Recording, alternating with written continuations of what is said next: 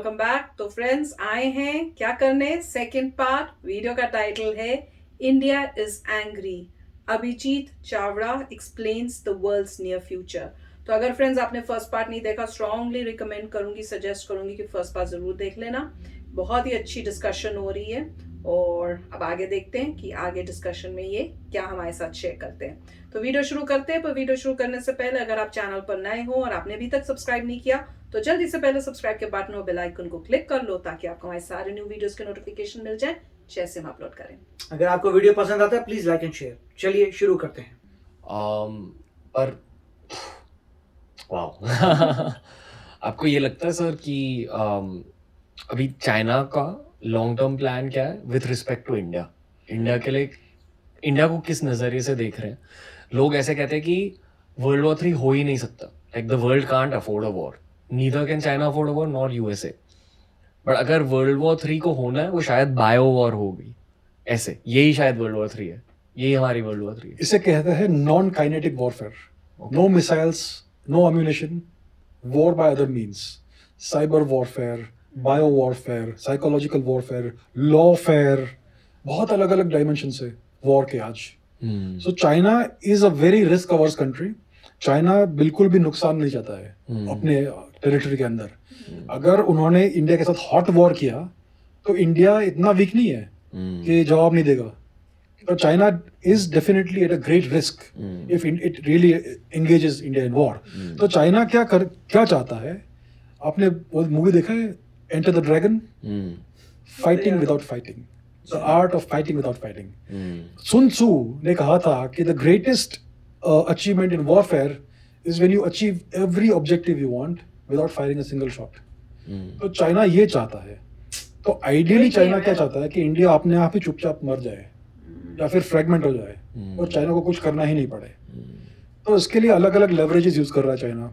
On the one side Pakistan को as a counterweight use करता है, और फिर वो बहुत सारे अलग अलग उनकी स्ट्रेटेजीज है। स्ट्रिंग ऑफ पर्ल्स बना रहा है इंडियन ओशन में ताकि इंडिया को पूरा एनसर्कल कर ले ओशन में भी।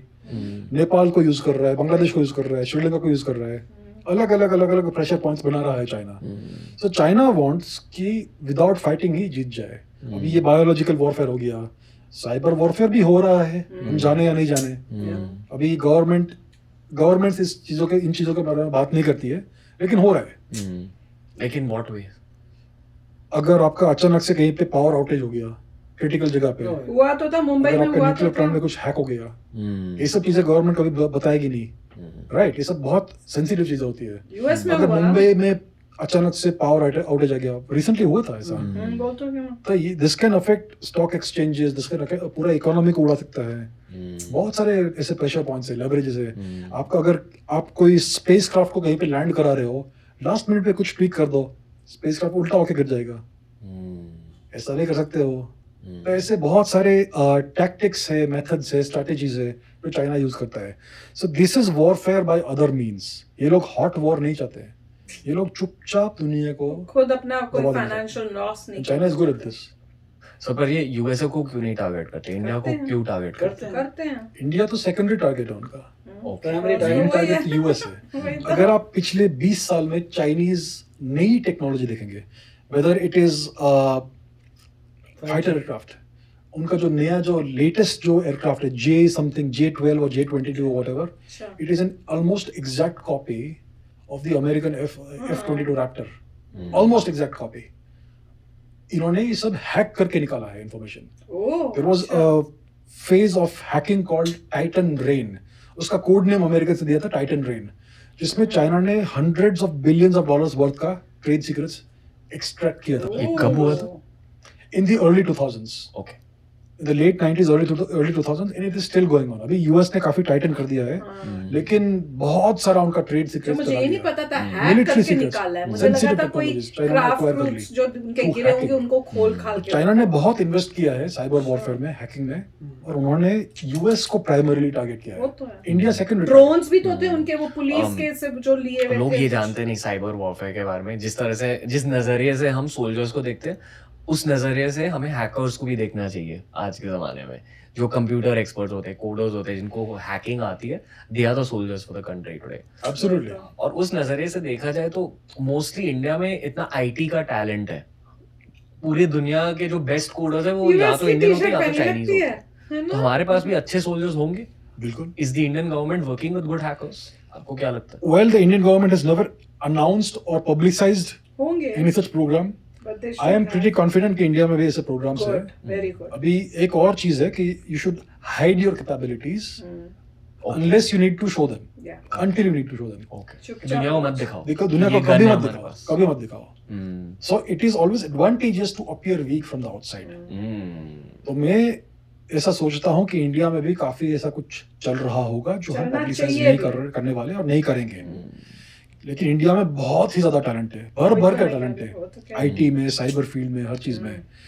दिमाग की मैं कमी नहीं है इंडिया में। होप करता हूँ कि इंडिया में ये सब चल रहा है। मुझे याद है कि पिछले 5-7 साल में बहुत सारे हैकिंग कंटेस्ट हुए थे, हैकाथॉन्स एक्सेट्रा, जिसमें बेस्ट टैलेंट को आइडेंटिफाई किया जाता है। सो आई एम श्योर कुछ ना कुछ यूज तो किया ही होगा। किया था। Yes, it's usually teenagers, youngsters जिनको इस गवर्नमेंट चीज को ऐसे में बहुत कॉम्पिटिशन इंटरेस्ट होता करके है। उनको आइडेंटिफाई तो करके इंडिया join में करवाना टैलेंट की तो चाहिए। कमी नहीं है। आई होप कि उसका कुछ प्रॉपर यूज हो रहा होगा। होना चाहिए भी। अभी हम इसको दिखा रहे हैं कि नहीं, दैट इज नॉट नहीं इम्पोर्टेंट। दिखाने की जरूरत भी नहीं। इम्पोर्टेंट ये है कि हम ये चीज कर रहे होंगे। आई होप कि कर रहे होंगे। I also.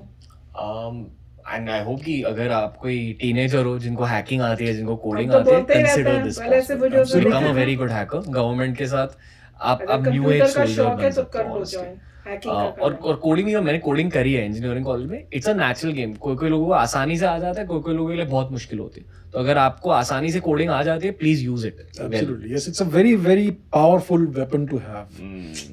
Even if you're a freelance programmer or if you're a soldier, a cyber soldier. I mean, ये बहुत अच्छा स्किल है अगर किसी के पास है। It's always a plan B to have. Learn coding. अगर आपका प्लान A सक्सेसफुल नहीं हो करियर में, you can always go into coding as a career. Sir क्योंकि आप एक हिस्टोरियन हो, आई फील कि एक हिस्टोरियन का मेन पर्पस होता है not to study history but to predict the future. कि आपने इतनी सारी हिस्ट्री पढ़ी है तो आपको पता है कि अभी शायद ये होने वाला है नेक्स्ट। आपके अकॉर्डिंग अगले 10 सालों में चाइना, यूएसए और इंडिया के साथ क्या होने वाला है? एज इन नॉट बीचो बीच बट इंडिविजुअली क्या होने वाला है?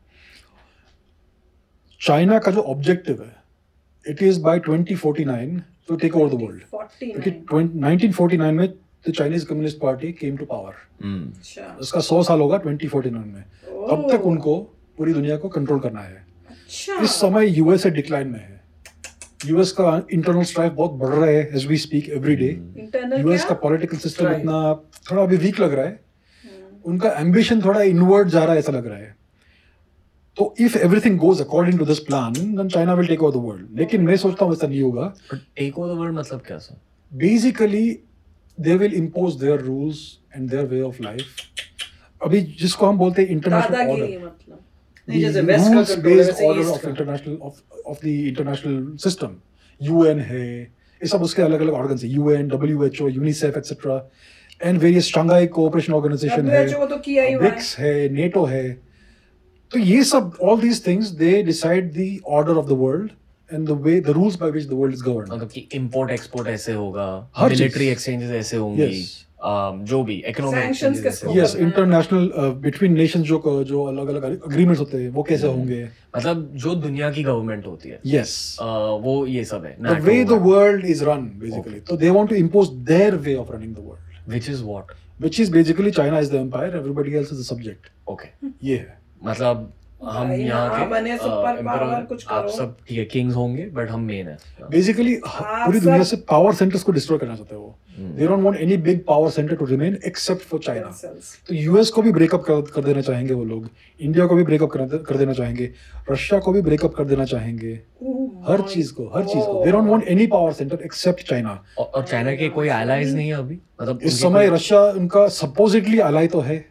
रशिया मिस्टर को पता पुतिन नहीं एंड चल मिस्टर रहा शी, कि तुमको भी ब्रेक उनका करेंगे। एक फ्रेंडशिप अग्रीमेंट है जिसको एक्सटेंड किया अभी रिसेंटली एक हफ्ते पहले। तो उनका I mean you could say quasi ally है रशिया एंड चाइना। लेकिन रशिया और चाइना का बहुत लंबा हिस्ट्री है जो अच्छा हिस्ट्री नहीं है। So I don't think mister Putin trusts China in the least. Hmm, sir बहुत विषय कॉम्प्लिकेटेड बहुत चालू है। Good, I hope so. और वो गेम ऑफ थ्रोन्स की तरह है, ये हाँ, इंटरनेशनल बिल्कुल। गेम ऑफ थ्रोन्स है। यस यस होता है। तो सर ये Game of international game Thrones of है। थ्रोन्स में यूएसए और इंडिया स्पेशली क्या कर रहा है अभी?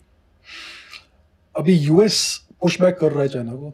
यूएस ने बेसिकली चाइना को इतना पाला है 1970s से, होता है। क्योंकि वो चाइना को as a counterweight use करना चाहते थे अगेंस्ट रशिया।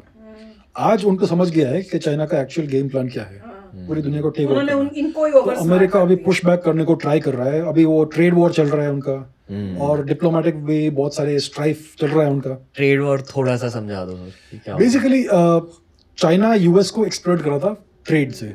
उनका सब रॉ मटेरियल्स जो भी यूएस को चाहिए वो सब चाइना बना के भेजता था। फिनिश्ड प्रोडक्ट्स भी, फॉर एग्जांपल इलेक्ट्रॉनिक्स या जो कुछ भी अमेरिका में चाहिए लोगों को, कंपनीज को, वो चाइना से मैन्युफैक्चर करवा के लेते थे।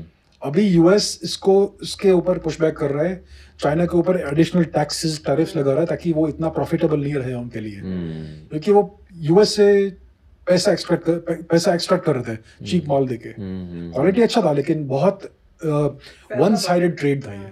तो अभी यूएस इसको रिड्रेस कर रहा है by imposing tariffs and taxes and all that. अभी भी तो चाइना इसके लिए खुश नहीं है, तो ये ट्रेड वॉर चल रहा है उनके बीच वो तो में। रुकेगा नहीं। तो ये यूएस का वन पुशबैक का स्टाइल, आई मीन एक टैक्टिक है।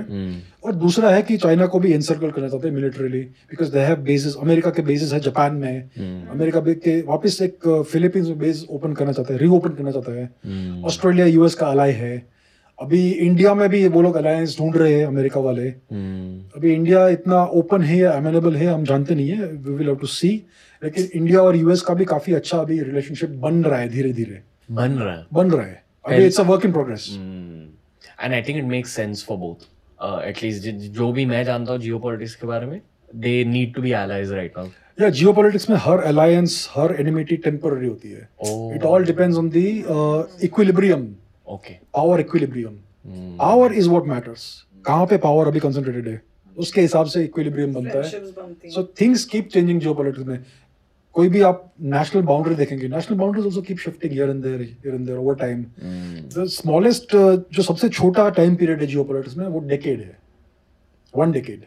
अगर आप साल एवरी ईयर देखेंगे तो आपको कुछ चेंज दिखेगा नहीं, लेकिन अगर आप डेकेड पे डेकेड देखेंगे तो आपको चेंजेस दिखेंगे जियोपॉलिटिक्स में। So this is the decade of big change, 2020s।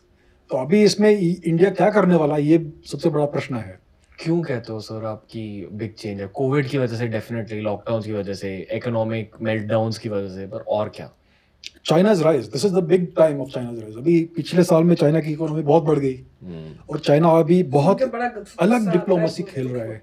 आज तक चाइना बहुत ही सबड्यूड डिप्लोमेसी खेलता था, very conciliatory language and all that. अभी बहुत अग्रेसिव वुल्फ वॉरियर डिप्लोमेसी खेल रहे हैं, हर जगह जाके भौंकते हैं basically, right? Diplomats very aggressive. क्या कहते हैं कि लाइक आप अग्री कर दो, नहीं तो वॉर करेंगे आपके नहीं, साथ? Threatens, open threats. अगर आप ये नहीं करेंगे तो हम ये कर देंगे, वो कर देंगे। जैसे फॉर एग्जांपल ऑस्ट्रेलिया के ऊपर बहुत प्रेशर डाल रहे हैं वो लोग कि आप हमारे लिए जो बेनिफिशियल टर्म्स है ट्रेड के, उसको आप अग्री कीजिए, वरना हम आपको टूरिज्म बंद कर देंगे, आपके यूनिवर्सिटीज में ऑस्ट्रेलिया स्टूडेंट्स भी भेजना किया बंद था, कर कनाडा देंगे। भी These are very किया था। hard threats.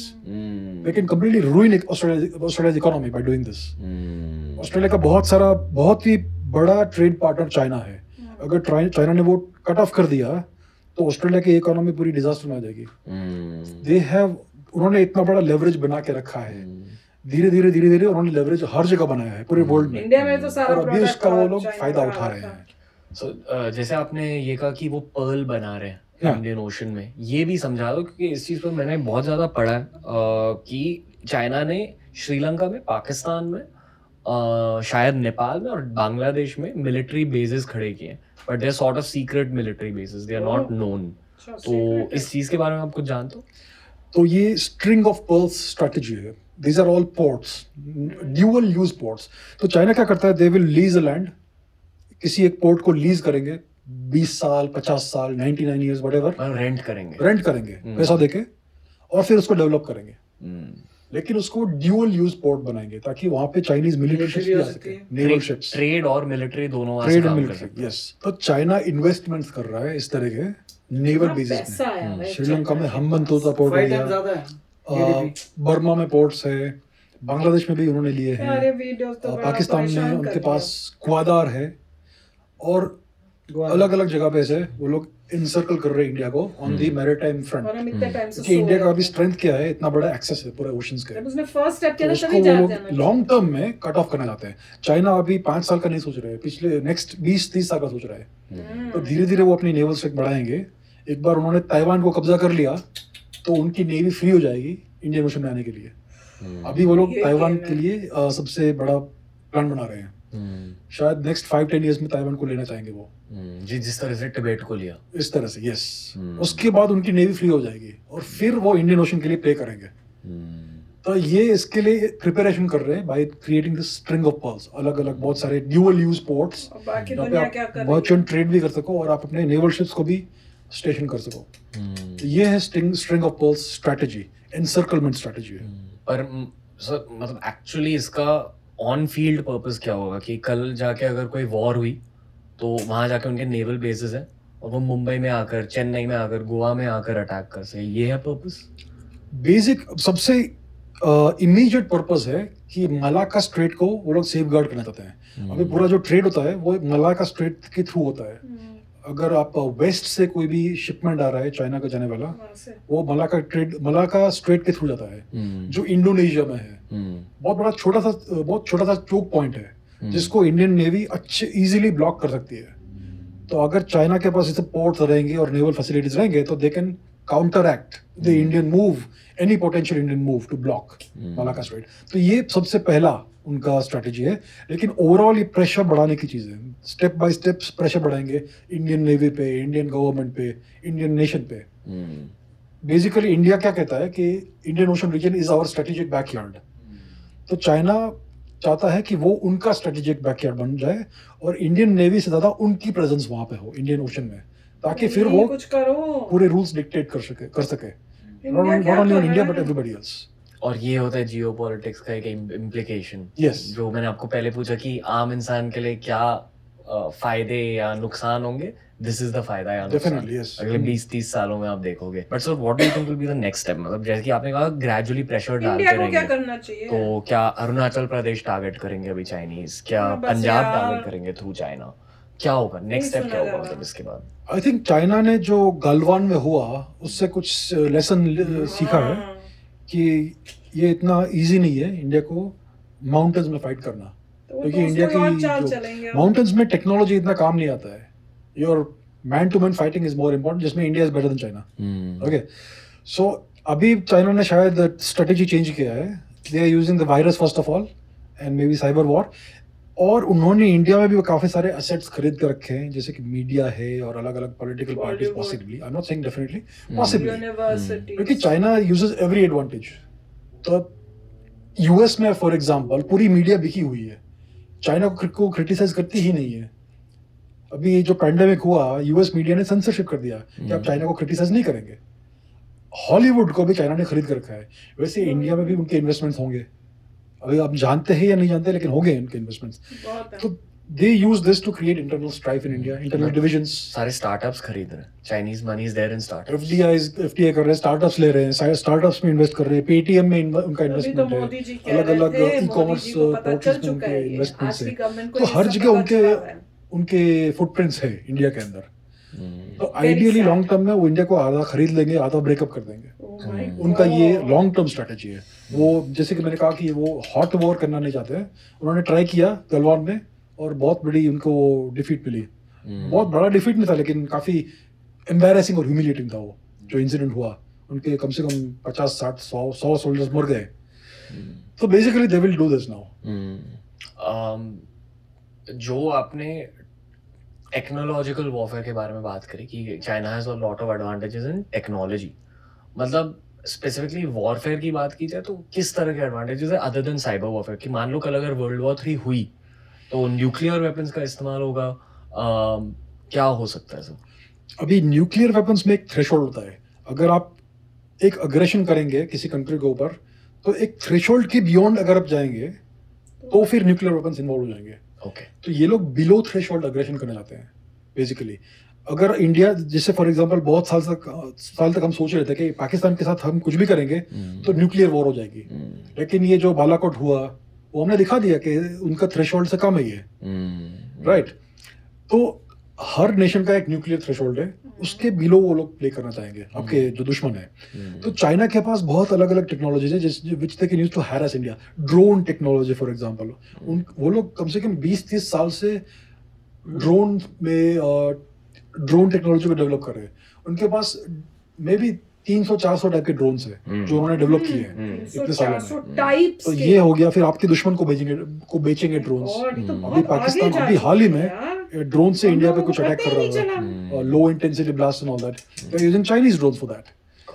और फिर so these are different ways of doing it. और उनके टेक्नोलॉजी या ड्रोन टेक्नोलॉजी हो गया, एयरफोर्स उनका अच्छा है, अभी वो खुद के प्लेन्स बना रहे हैं, so they can use that. They have missiles, उनके बैलिस्टिक मिसाइल सिर्फ न्यूक्लियर नहीं है, कन्वेंशनल वॉरहेड्स वाले भी हैं।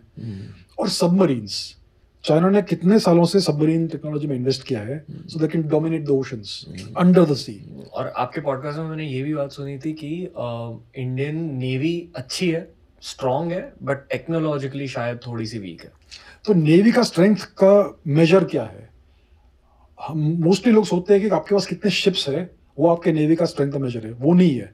आप कितने मिसाइल्स को एनी गिवन डे ओशन पे डिप्लॉय कर सकते हो, ये आपका नेवल स्ट्रेंथ है। इतना आई ओपनिंग है कि भैया घबराहट शुरू हो गई ये सुनकर। अच्छा, वैसे पता होता था, पापा लोगों की जो डिस्कशंस होती थी तब सुनने को मिलता था, मतलब उस टाइम से बातें होती थी जब सब बैठे होते थे ना, पापा और उनके फ्रेंड्स जैसे पार्टीज में गए हैं वहां, तो डिस्कशन यही होती थी क्योंकि सारे एयरफोर्स के लोग होते थे, ऑफिसर्स। तो जब वो बातें करते थे वो इसी टाइप की बात करते थे, चाइना का कि कैसे डेवलप हो रहा है, वो हो रहा है, और वही बातें अभी हो रही हैं। तो मतलब अवेयरनेस तब की है, पर वो पता होने के बावजूद भी क्योंकि गवर्नमेंट ऐसी थी, उसने कोई स्टेप्स लिए ही नहीं कि हम इतने पीछे हो गए। नहीं तो जैसे ही पता चला कि ये इंटेंशन है, उसी टाइम साइड बाय साइड हमको भी अपना काम शुरू करके ऊंचा उठना चाहिए था। तब इतना गैप नहीं हो जाता जितना अब चाइना और इंडिया के बीच में हो गया है, कि अब वो कैचअप करने में ही पता नहीं कितना टाइम लग जाएगा। और देखो चाइना का कितना बड़ा प्लान था, कब से सोच के बैठे, करके बोल रहे थे 49 से सोच रहे थे मेरे ख्याल से ये, और 100 साल हो जाएंगे। उनका ये इरादा है कि 2049 तक हमने वर्ल्ड के सुपर पावर बन जाना है। और देखो अगर कोई अच्छा बने सुपर पावर तो भी लगता है कि चलो बन जाए तो कोई बात नहीं, पर जो सुपर पावर बन के कहे कि मैं राजा और तुम मेरी प्रजा, सब बाकी सब मेरे हिसाब से सब चलेगा, क्योंकि भैया उनकी भी तो वन पार्टी रूल वहां चल रहा है, आम इंसान को तो कोई बोलने का कुछ है नहीं, सब उनको दबा के रखा हुआ है। तो वो अगर बन गया तो वो पूरे वर्ल्ड को कैसे ट्रीट करेगा, क्या बना देगा, वो तो सोच के भी बंदा घबरा जाता है। बहुत दुख की बात है कि कंट्रीज कुछ नहीं कर रही, ये सब होता जा रहा है, कुछ नहीं कर रही। ताइवान के साथ ये सिचुएशन है, कोई एक्शंस नहीं लिए जा रहे, सब वेट एंड वॉच ही चल रहा है हर जगह। Very very very sad. Right, तो काफ़ी अच्छा था और बहुत सारे पॉइंट्स उन्होंने किए हैं। अब इसमें एक पॉइंट है कि सबसे क्रिटिकल पॉइंट है कि इन चीज़ों का सोर्स क्या है, कि क्यों चाइना इतना आगे कर पा रहा है, क्यों उसकी मिलिट्री स्ट्रांग हो रही है, क्यों इंटरवेंशन कर रहा है। उसके पीछे एक ही रीज़न है, पैसा। अगर उसी मेन पॉइंट तो यही है कि इंडिया का 3 पॉइंट समथिंग ट्रिलियन है और उनका जो है 16 ट्रिलियन जीडीपी है, तो अभी से आपको दिख रहा है कि 5 गुना ज़्यादा है, वही सोर्स है। तो रूट अगर को देखे, रूट कॉज को सॉल्व करे, तो यही होगा कि अगर इंडिया अपना जीडीपी इंक्रीज करता है तो इंडिया सही डायरेक्शन पे जा रहा है। और आपका कितना परसेंटेज आप डिफेंस में लगाते हैं और एजुकेशन में लगाते हैं, वो आपको इंक्रीज करना पड़ेगा। पहले एजुकेशन पे कि लोग एजुकेट होंगे तभी कुछ इन्वेंट कर पाएंगे, और दूसरा डिफेंस में कि अगर अटैक होता है तो रिपेल कर पाएंगे। उसके बाद अलायंसेस, आपको यूएस और इजराइल के साथ अलायंस करने पड़ेंगे जिससे आप मिलजुल के वेपन्स को डेवलप करें। ऐसा हो कि इंडिया अपने खुद के वेपन्स क्रिएट करे। अगर एग्जाम्पल यही है कि इसराइल को देखते हैं, इसराइल छोटा सा देश है, मगर आसपास के पड़ोसी लोग, चाइना भी इसराइल को टक्कर नहीं दे सकता, जबकि इसराइल ज़रा सा है। क्यों? क्योंकि सुपीरियर वेपन्स की वजह से उनको पता है कि पूरी भिड़ जाएंगे, और इसराइल ने ऐसा कोई वेपन निकालना है कि बड़ा लॉस हो जाएगा। तो मेरे ख्याल से इंडिया को ओपनली जो है सपोर्ट करना चाहिए इसराइल का भी। जैसे पीछे इंडिया ने कुछ दिखाया था कि हम फ़लस्तीन के साथ हैं, ये वो बहुत लोगों ने कहा था कि आपको स्ट्रैटेजी समझ नहीं आ रही, वो ज़माने ख़त्म हो गए रशिया वाले, अब ये नए ज़माने में देखिए आपकी कौन मदद कर सकता है। उसके बाद मगर इंडिया तो कह रहा था इसराइल हमारा हमेशा से साथ है, मगर सामने आके इंडिया नहीं बोल रहा। तो मेरे ख्याल से अलायंसेस स्ट्रॉन्ग करने पड़ेंगे, बोलना पड़ेगा हाँ इजराइल है हमारा दोस्त, हम कोलैबोरेशन में ये वेपन्स बना रहे हैं। अगर हैकिंग में स्ट्रॉन्ग नहीं है तो यूएस के साथ हमारा कोलैबोरेशन है, इजराइल के नहीं, साथ जब कोलैबोरेशन रशिया है। चाइना अपनी फ्रेंडशिप पे दिखा सकता है बिल्कुल, तो आपको भी हम करना क्यों चाहिए। नहीं दिखा सकते? प्रॉब्लम सिर्फ ये होती है इंडिया से नहीं दिखा पाता क्योंकि इंडिया को अभी भी इंपोर्ट करने हैं वेपन्स। तो अगर आप रशिया के साथ दिखाते हैं कि प्रॉब्लम है तो हम इंपोर्ट नहीं कर पाएंगे रशिया से। इसीलिए इंडिया ने शुरू कर दिया है अब डाइवर्सिफाई करना कि आप फ्रांस से भी ले लीजिए, आप यूएस से भी ले लीजिए, आप इजराइल से भी ले लीजिए, बताने के लिए रशिया को कि सिर्फ तुम ही नहीं हो जिससे हम आर्म्स ले सकते हैं, हम और जगहों से भी आर्म्स ले सकते हैं। नेक्स्ट स्टेप है खुद बनाने का। वो भी शुरू जब हमारे खुद के बनने लग जाएंगे, पहले तो सिंपलर वेपन्स आप बनाइए और दुनिया को बेचिए। जब सिंपलर वेपन्स बेचते हैं तो आपका पैसा आएगा, उस पैसे से आप कर अपने स्ट्रॉन्गर जो है वेपन्स बनाइए। जब इंडिया जो है नंबर 1 हो जाएगा या नंबर 2 नंबर 3 हो जाएगी वेपन्स का, कि सेल करता है वेपन्स की, तब दम आएगा। तो मेरे ख्याल से डिफेंस का सेक्टर सबसे इंपॉर्टेंट है। जब आपको नजर आएगा कि इंडिया ऐसे वेपन्स बना रहा है जो किसी और के पास नहीं है, तब दूसरा भी घबराएगा, इररिस्पेक्टिव कि अमीर हो। एक होती है टेक्नोलॉजिकल सुपीरियरिटी, ठीक है हम अमीर हैं बराबर टेक्नोलॉजी नहीं है, कितनी आप खरीद लेंगे, कितनी हैकिंग करके ले लेंगे। इंडिया में ब्रेन जो है बहुत शार्प है, मगर ये एक अपने आप को कॉन्फिडेंस देने वाली बात है, मगर जब तक कोई उसका रिजल्ट नहीं आएगा तो उससे बोलने से कुछ नहीं होगा। आप बोले इंडिया के लोग बहुत शार्प हैं, ये है वो है, तो करें मगर ना। को रिजल्ट तो आना चाहिए ना, हमें बोलने काम से क्या करना होता है। है। तो इसीलिए हम कह रहे हैं कि रिजल्ट आना चाहिए।